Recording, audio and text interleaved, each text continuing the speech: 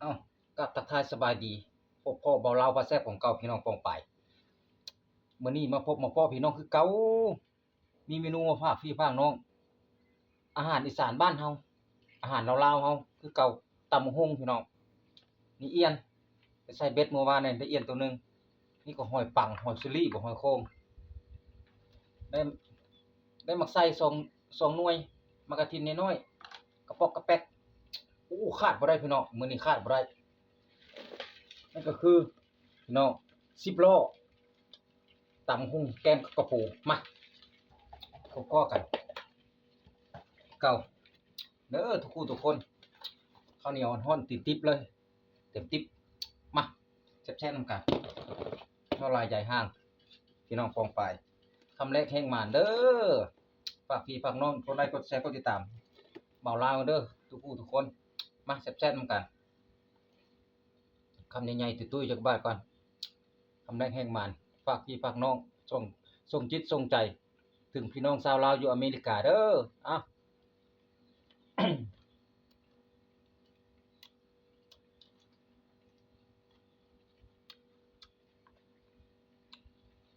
อืม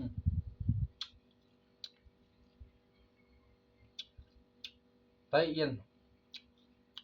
เบ็ด11หลังนี่เอียน2ตัว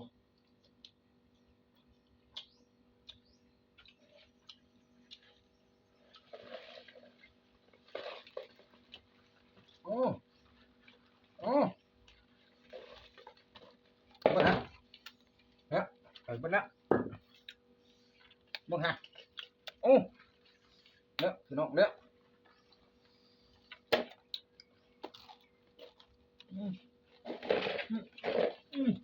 อืม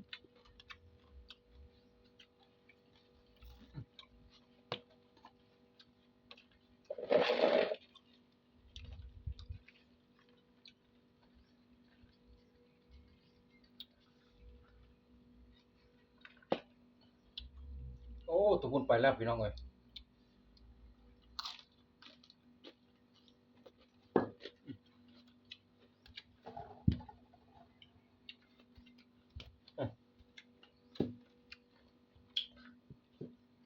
อืมอืม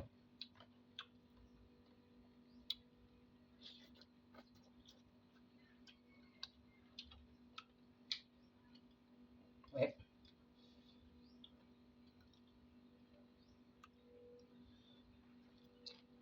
อืม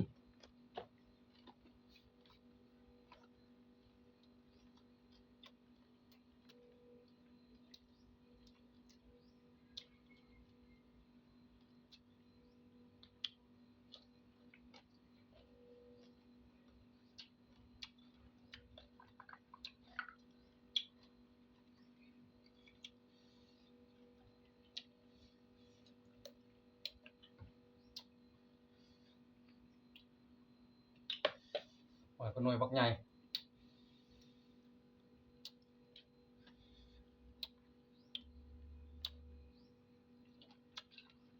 อืม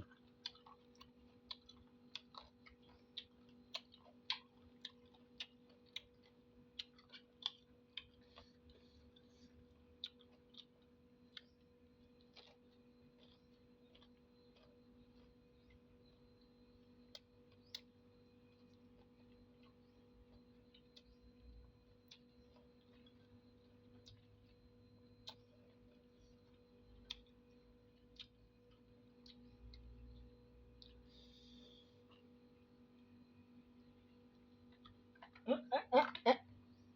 อืมเดี๋ยวอืม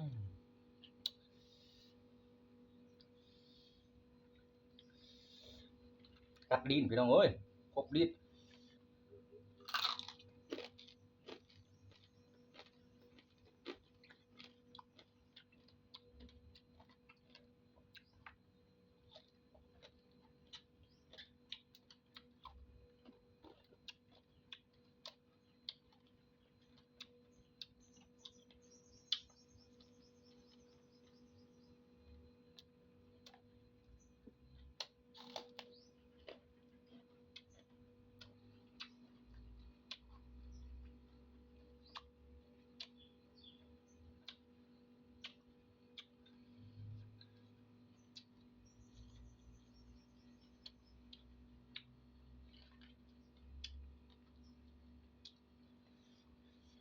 เอา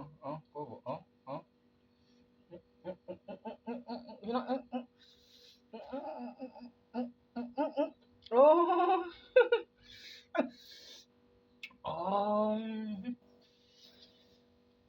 เบิ่งเอ้า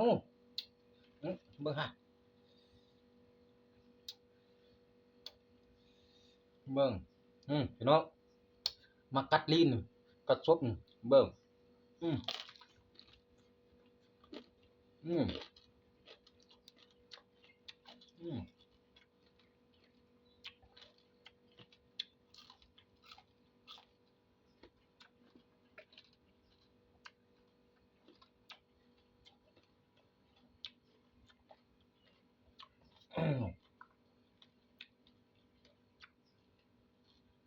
น้ำตาแก้วเลยพี่น้อง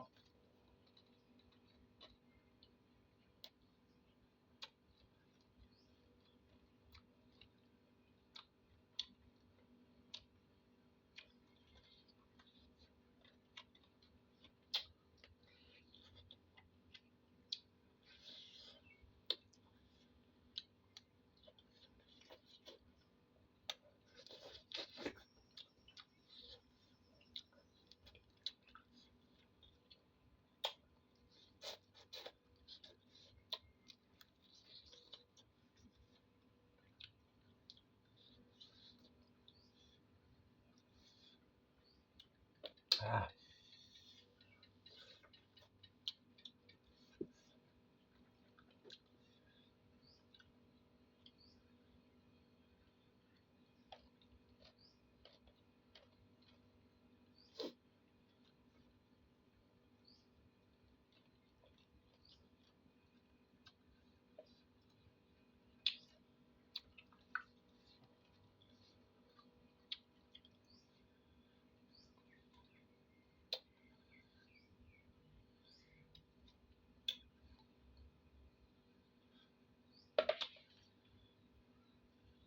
โอ้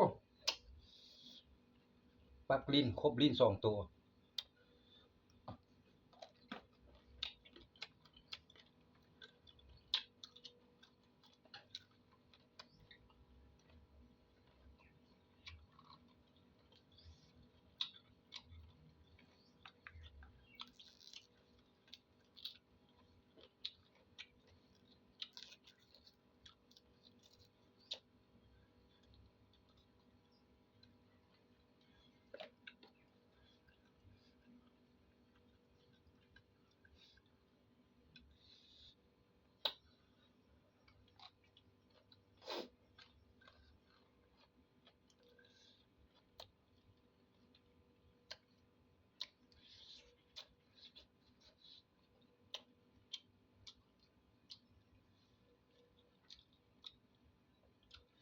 ฮอตเหงื่อแตกออกเนาะ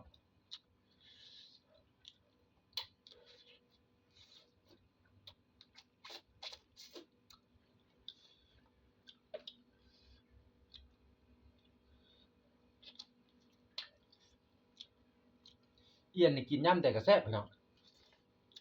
คือเพิ่นว่าล่ะ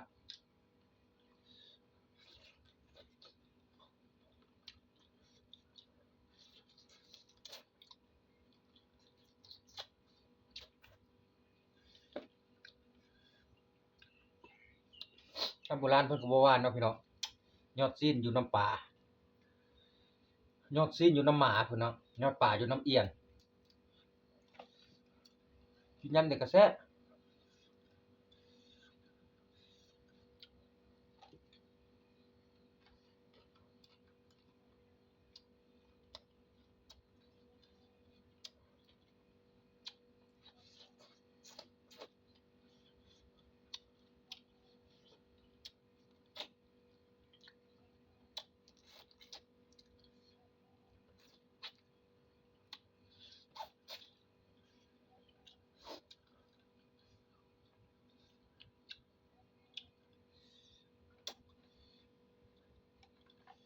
โอ้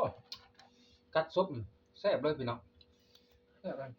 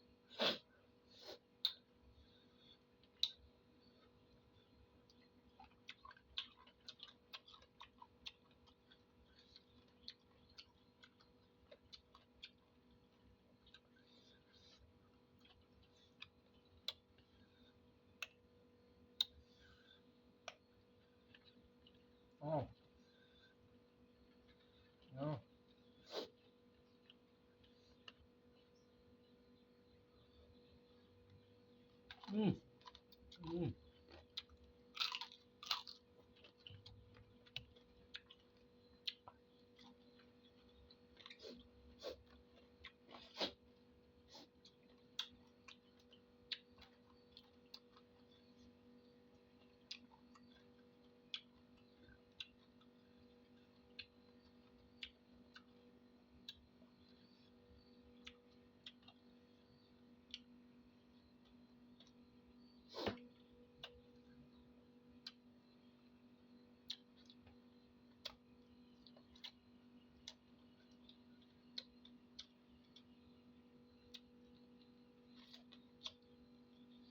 มือครึมๆพี่น้องมือ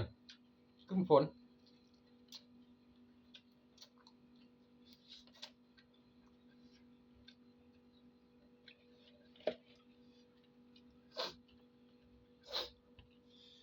อีปู่เลยพี่น้องเนี่ย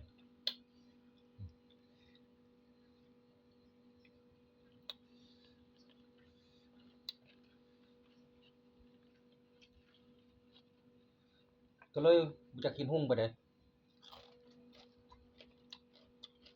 มือฝน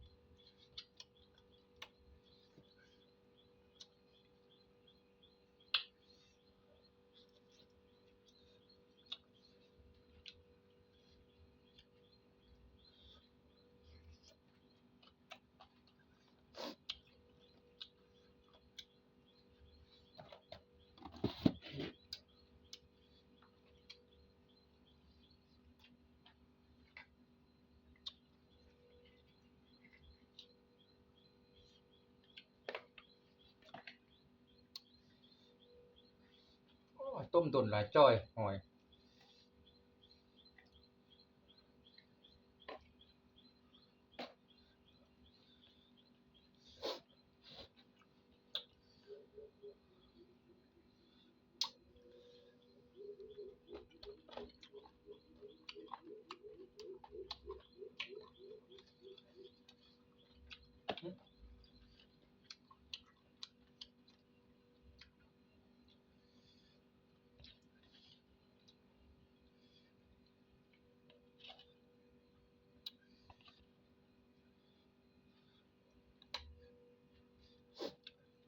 กับปู่พี่น้องแซ่บแท้เหมือนกันเด้อครับ